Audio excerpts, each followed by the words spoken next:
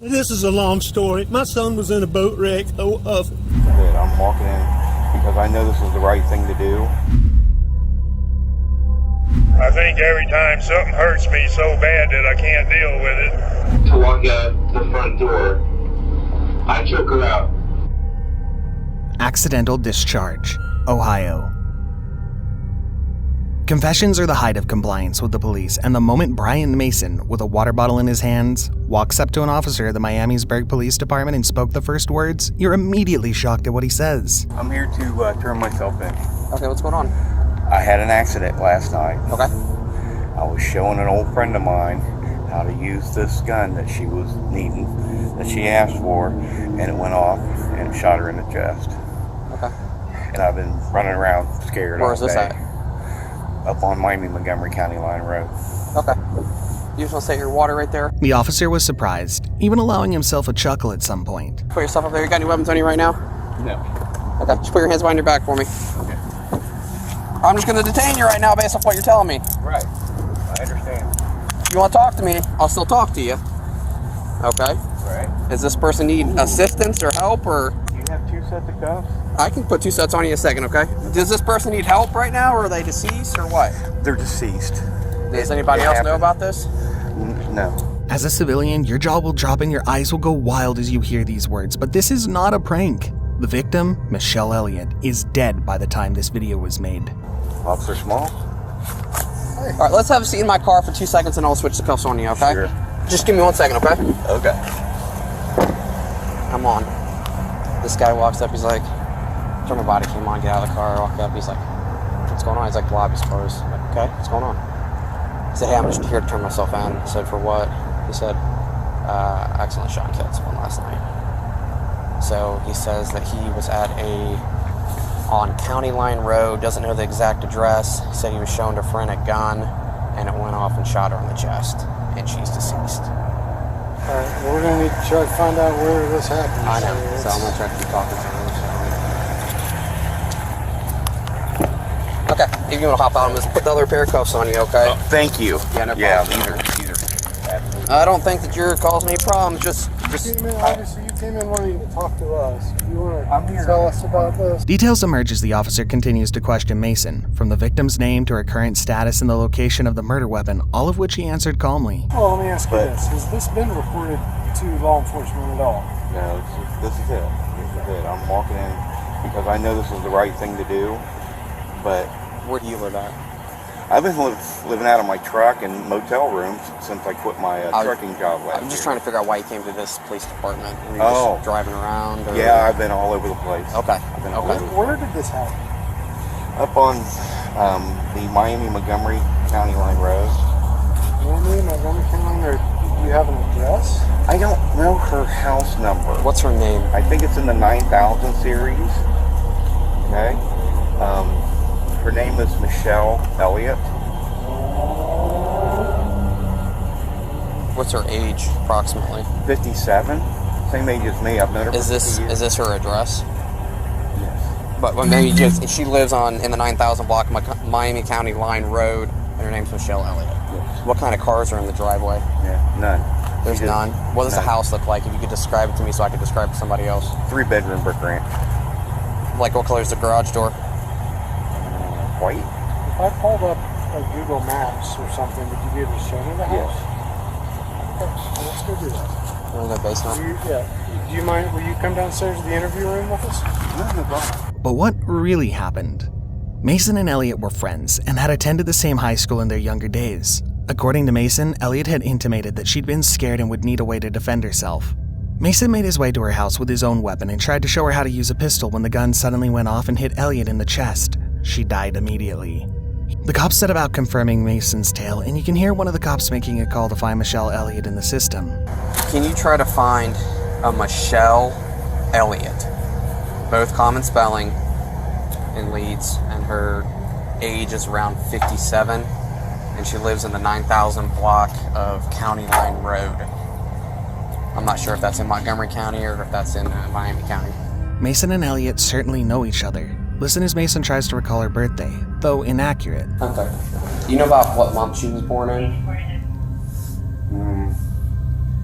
November, I think. I'm not sure. Do you know about what year?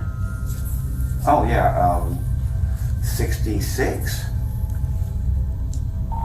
Miamisburg 311. Can you try November 1st, 1966 on that Michelle Elliott? Yeah, sorry, we never exchanged cards and stuff like that. So you don't live on Soldier's Home anymore? No, I do not. Okay, gotcha. Listen to him talk a bit about himself and share a bit about his relationship with her. I was living in my truck, and then after my health started failing, and I couldn't keep a med card because my blood pressure was too high. Yeah, I quit and then took my savings and just been staying in rooms or in my truck. Okay, I gotcha. Yeah. Were you staying at that house with her? No. Was she letting you stay there? Or? No, well, she offered, but because of her debilitating disease, I couldn't. It was too tough to be around her. Okay. It was too tough to be around her when she was drunk and high. Okay. And I don't drink and I don't take pills. So I gotcha. that's what we argued about all the time. You know, if it wasn't, if I ignored it, it was fine. But I had to put up with the way she acts when she was under the influence. Mm-hmm. Yeah. So. Damien Bendel, killer of 4. Killamash, England. If Brian Mason terrified you, Damien Bendel will make you puke. Here's Bendel on the night of the murder.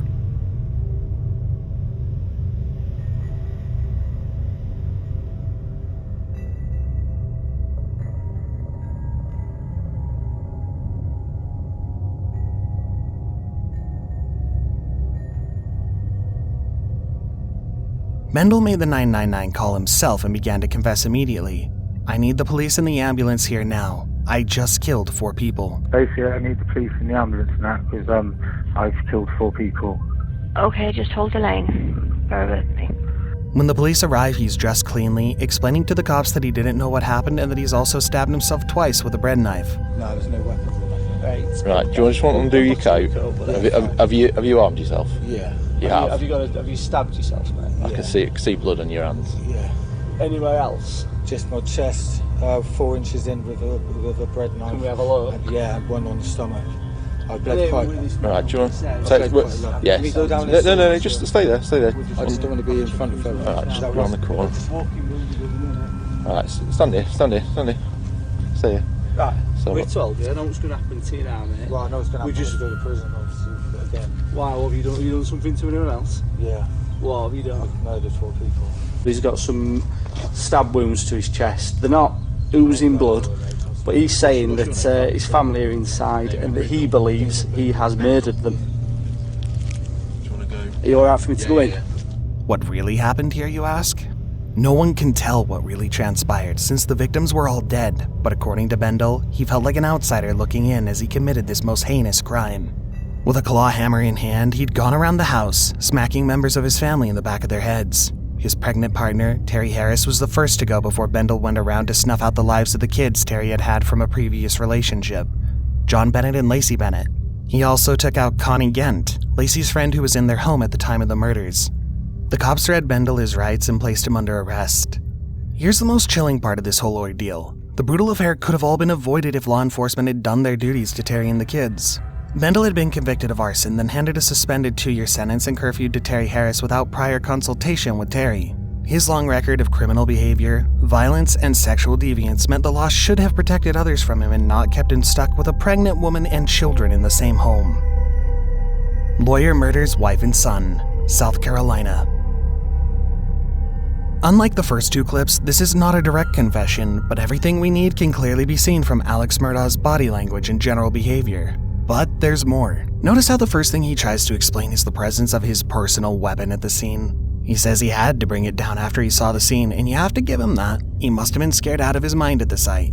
Sir, I want to let you know because of the scene, I did go get a gun and bring it down here. It's in your vehicle? Do you have any guns on you at all? No, sir. It's leaning up against the side of my car. Okay. You're fine, man. You're fine.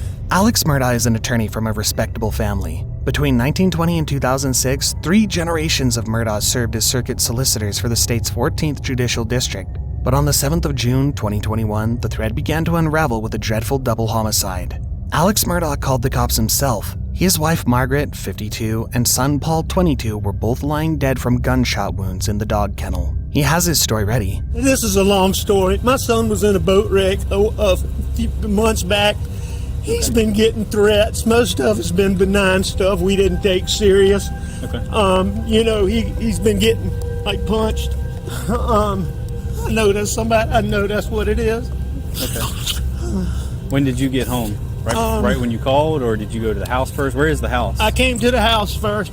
My mom has late stages Alzheimer's, and my dad is in the hospital. Okay. I left. I don't know what time. I can go back on my phone and tell you the exact times. Did you check? Okay. Did I check what? Did you check them? We got medical guys that's what they're gonna do. Okay.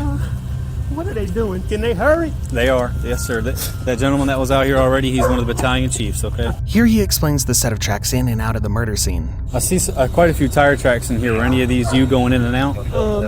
No. I came in here and I left one time and I came back. Okay.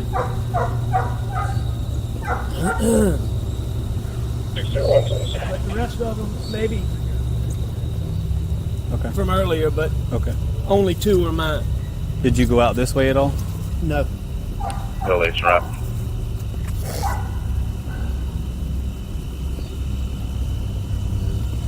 Hey, stay here. Got a whole bunch of stuff right there. I don't want to disturb. I'm trying to get the door here so we can kind of get around. He goes on to give himself a solid alibi, explaining where he's been and when he came in to find the gory scene. I went to the house and they weren't home, which was odd. I tried to call. Okay. And then I knew they had been down here before I left to go to my mom's. Okay. And so that is loaded. Okay. You might want to unload it. But Is this the only firearm with you? Sir. This is the only one, or is there any more in the truck? I believe that's it. You think that's the only one? Okay. I'm 99%. Do you normally have any other firearms in your vehicle? I don't, but occasionally there's a pistol in there. Okay.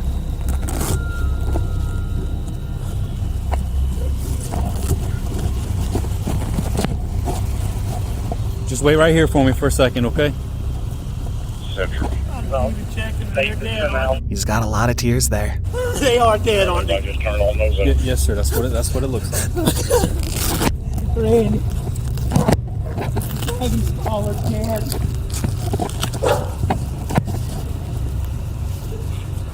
Where are you now?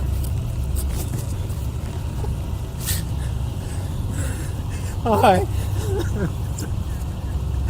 Yeah, the police are here now. The police are here now.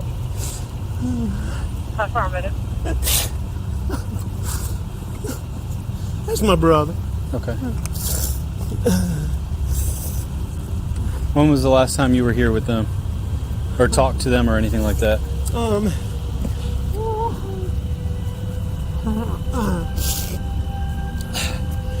It was earlier tonight. I don't know the exact time, but okay. I left. I was probably gone an hour and a half from my mom's, and I saw them about 45 minutes before that. Okay. I rode around with Paul for 2 hours this afternoon in the pickup truck. That's your son, Paul? Okay. Somebody going to check him? Yes, sir. They've already checked them. They did check him? Yes, sir. It's official that they're dead? Yes, sir. That's what it looks like.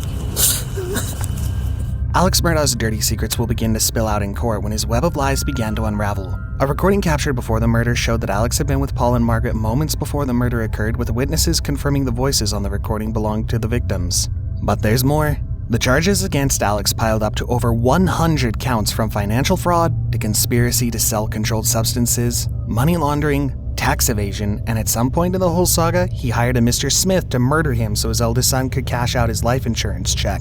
The unraveling of his lies allows you to watch this video with a new perspective, seeing the crocodile tears for what they are. A desperate man seeking to weasel his way out of suspicion with a pity play. What, are they covering him up? I got some getting dressed now, Sheriff. I'll have somebody stop and grab it. Tell them they don't have to do that. They don't need to. Preserve what we can. A jury of his peers found him guilty of murder and he received a whole life sentence. The 40-year-old's murder. The video shows a confession made in December 2019, but the heinous crime was committed over 4 decades ago. Helena Prusinski was a promising senior at a Wheaton College in Norton, Massachusetts. She wanted to become a journalist in the future, and during her winter break in 1980, she got a gig at a local radio station in Denver, Colorado. At the same time, a former sex offender, Curtis Allen White, was living in the same area where Helena found her dream gig. Curtis had raped a woman at knife point in 1975 in Arkansas and was convicted. He was released on parole in 1979 and proceeded to Denver, to the home of a former counselor who wanted to help him through his problem. This is how an unfortunate man found himself in the same zip code as a promising young reporter. Helena always got on a bus after work, arriving home shortly before 7 p.m. every day. But on the 16th of January, 1980, she didn't get on the bus as she always did. Her aunt and uncle became worried when they didn't see her and filed a missing persons report at around 10:30 p.m. Helena's body was found the next morning. She was dead, her hands tied behind her back, and stabbed 9 times. Her family will live with the pain of her death and the fact that the perpetrator of the crime was in the wind. In the 80s, forensic evidence was quite backward, and while semen was recovered from the body, DNA sequencing was not as advanced, and the criminal was truly in the wind. Fast forward 40 years later, with improved DNA technology, the police tracked the evidence from that crime scene to a man named James Curtis Clanton. This man happens to be the same Curtis Allen White, and it was he who kidnapped and murdered Helena all those years ago. He makes his confession now, captured here on body cam. When I was 8 years old, I started with insects and putting them in red ant piles and went up to amphibians and went up to small animals. And when I was 8 years old, I hung a cat in a tree and beat it to death with a tree limb. Couldn't understand why. Where's a kid that old get that kind of rage? And that rage has always stayed with me. I mean, I think every time something hurts me so bad that I can't deal with it, and I learned anger covers up pain. And that was pretty much the basis of everything I've ever done. I was just mad all the time. Curtis has been sentenced to life in prison. The Confessions of Liam McCaddisney. You can't blame me for doing this, right? Liam McCaddisney, the young man in the video, is unaware that the cameras are running, but a crime he committed about a year ago is about to bite him in the back. The worst part of it is I thought I was walking out 50 grand, 100 grand in my pocket. She had one safe, and she took money out, and she only had 10 grand. And this money, I don't know if it was burnt or something, terrible quality. I don't even know if I can put any of it in the bank. Right, because it'll probably look sketchy, right? It looks sketchy, it'll look like it's Sarah's money, especially if it's a federal investigation. Right? If they're looking for the guy who has the... Watching this video, you get a feeling he has no remorse for his crime. He was more pissed that he had not landed the loot he'd hoped for, and the little money he managed to get was useless because it's in some bad shape. No, I didn't even try to do anything with it because it's in such bad shape.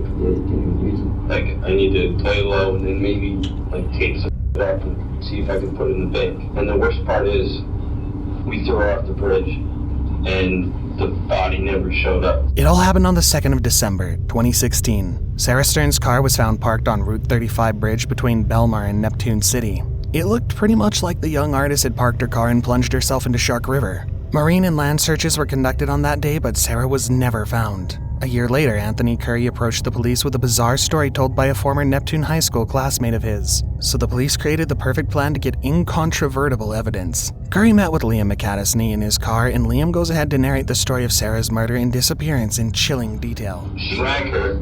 My biggest problem was the dog, and her dog laid there and watched as I killed her. Didn't do anything. What kind of dog is that? It's like a beagle, but it's like the size of a Great Dane. Jeez. Nobody was there? No, nobody was there. Even her dad wasn't there. He was in Florida. I took her back, put her in the bathroom, and then I had to go straight to work. So Preston came over, took the body, put it in the bushes, and then I get off work that night, go straight over, and we take her body out of the bushes and drag it over to her back fence, and I crawl get into her car, and I back up. There's a security camera across the street. So I had to act like her. I watched her every time she backed out. She does the same thing. So I backed out exactly like she did. So I was driving, and I had her buckled in the passenger seat. She looks like she's just sleeping. She's just sitting up. And my plan was, for me, I underestimated my own strength and how much a dead body would weigh. I got up on top of the bridge to throw her off. My plan was I was going to throw her off, run over, jump over the divider, and get into Preston's car. And I go up, open the door, unhook her, pull her out, start dragging her to throw her over, and then cars start coming up. I see like headlights coming. I try to get her over, and I can't. Like, the weight from her body, like, made me fall, and my leg, like, went up. So now I'm lifting my leg up, and there's 3 cars coming. Dude, I had superhuman strength, and I threw it in the car. And 3 cars go by. And I'm losing my because that easily could have been a cop. The 2 of us throw the body over, and then we were out. According to McAdesney, he had it all planned out. His roommate, Preston Taylor, was his accomplice, and he'd followed in a different car. The next month was just me getting interrogated by cops over and over and over again. This evidence helped the prosecution nail Liam and his co-conspirator, Preston Taylor. And while Liam will serve a life sentence without parole, Taylor will only serve 18 years. It was just it was part of my plan for them to know that we were hanging out. Because I needed to make it seem like we were better friends than we actually were, so that they wouldn't question my behavior with her. I don't feel any different than I don't think about it.